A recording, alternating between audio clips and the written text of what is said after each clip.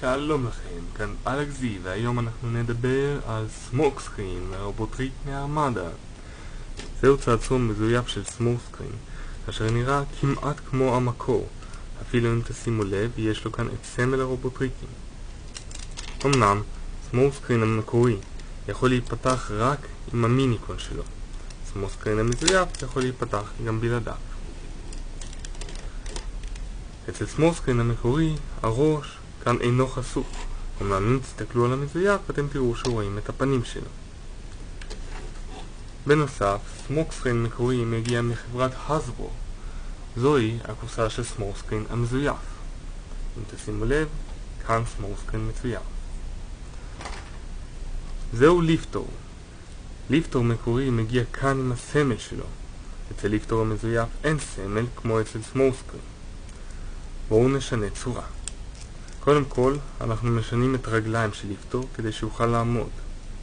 אחר כך, הקרניים שלמעלה זזות, והחלק הזה עובר אחורה. רק נשאר לנו לפתוח את הידיים,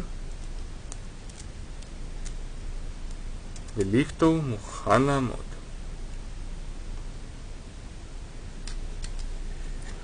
החומר שבנוי ממנו סמוקסקרין הוא חומר די טוב, נראה כמעט כמו סמוקסקרין המקורי. אני אראה לכם איך לשנות צורה. בדיוק כמו אצל סמוקסקרין המקורי, קודם כל אנחנו מרימים את החלק הזה ומעבירים אותו לצד הזה. עכשיו אנחנו פותחים את שני החלקים האלה כאן, בצד הזה ובצד הזה, ומפצלים את החלק התחתון מהחלק העליון של הגלגלים. מחברים את המותניים אל החזה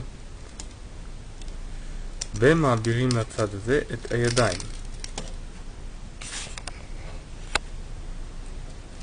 מורידים אותם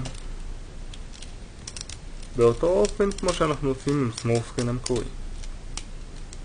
עכשיו אנחנו פותחים כאן את הרגליים,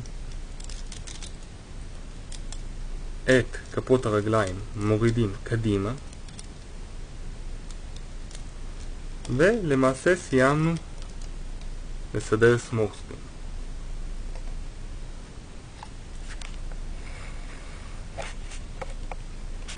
סמוקסקרין הוא רובוטריק מיוחד מאוד, ואם אתם זוכרים בסדרה, לבסוף הוא נפגע קשה, ובגלל זה הוא נאלץ להפוך להויסט.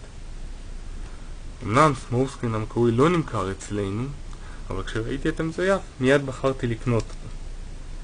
סמל הרובוטריקים נפתח בדיוק כמו אצל סמוקסקרין המקורי, וגם החלק הזה עם החבל אפשר להוציא אותו. אני מציע שאם אתם אוהבים רובוטריקים ומעוניינים לקנות צעצוע שהוא לא מקורי, אתם יכולים לבדוק בכל חנויות הצעצועים המזויפות ולחפש רובוטים דומים לזה. תודה רבה, כאן אלכסי, ניפגש בקרוב.